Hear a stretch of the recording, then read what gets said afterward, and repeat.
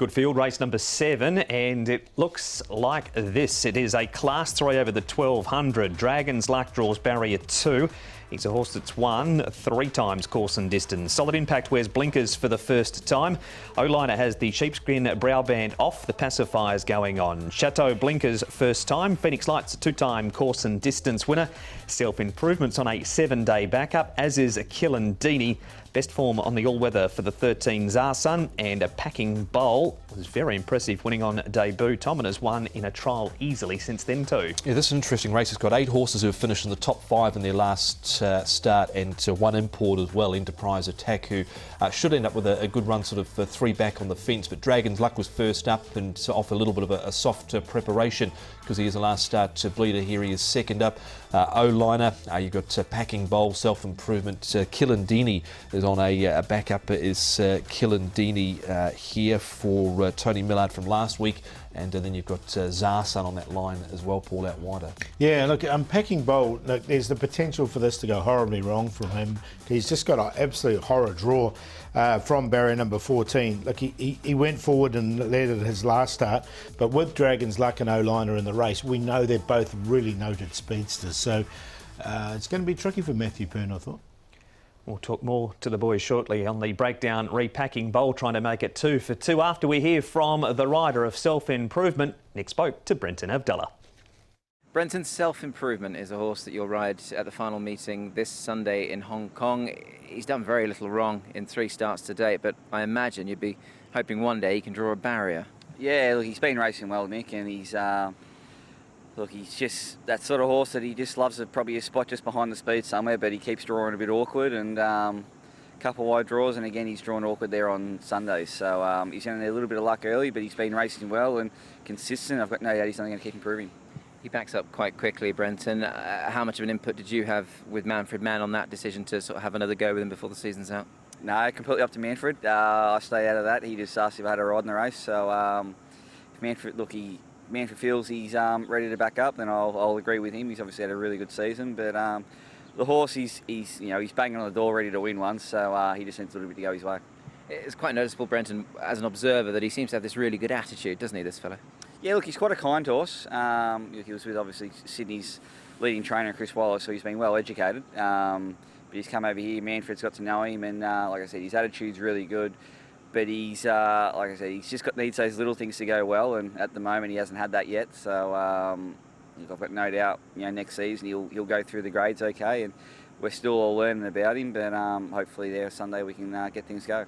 Yeah, being just a 3-year-old, I imagine he would be quite a nice horse to look forward to for next campaign. As to obviously, will you be looking forward to next season? Yeah, for sure.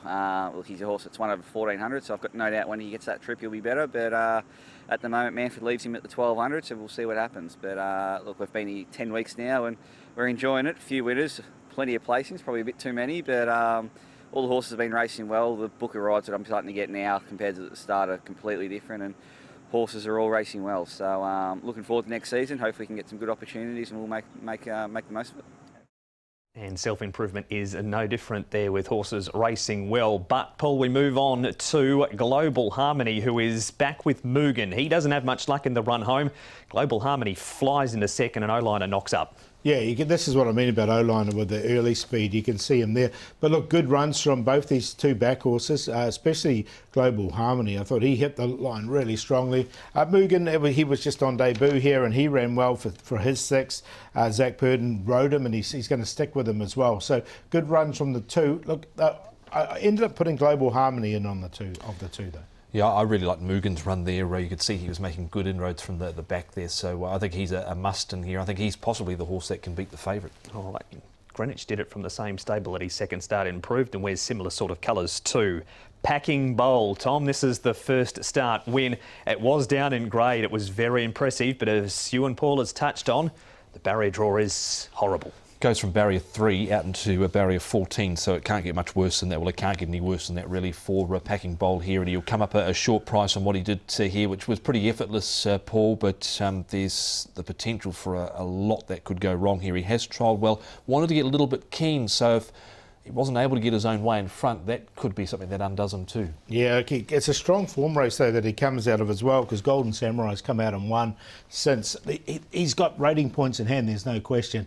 but there is that potential with the wide draw. I'm going to stick with him, but I wouldn't want a short price with it. Okay, so caution around a packing bowl. Newcomer in the race, Paul, Enterprise Attack, raced under the same name for Steve O'Day and Matthew Hoysted, has a Queensland form, 1200 at Eagle Farm, 1350 at Doomben, and had 2 trials since he's been here. Yeah, he's only had the 2, which is interesting. 11, 17 pounds. Francis Lloyd can get a horse to win fresh up. He did win a 6-runner race at his last start over the 1300. He drew nicely enough, so he should get a nice enough run, but I'm just happy to watch him on debut. Yeah, I like the way he finished off in this barrier trial. He won a couple of races over in Queensland, so he should get a nice run through here. Only a 3-year-old, so there's definitely scope for improvement. My spies tell me that he wasn't quite the full quid over there, so we should see some improvement, hopefully. All right, and there's been plenty of winners come out of that trial. Fortune President ran third too, so it's been a very strong form trial. But it is a very strong race, Paul. It is. Look, I'm going to stick with Packing Bowl because I think he's a very nice horse. There is the potential for things to go wrong, but I think he can overcome that. He's on top. Self-Improvement's also been with from day one, so I didn't want to drop him. Dragon's Luck, another horse who's been a very good horse here, and he's going to be out of trouble from barrier number 2. We know Lyle Hewitson knows this horse very well, and Global Harmony, who hit the line really strongly at his last race. It's a good race. It's fascinating, I think. 14, 9, 1 and 8.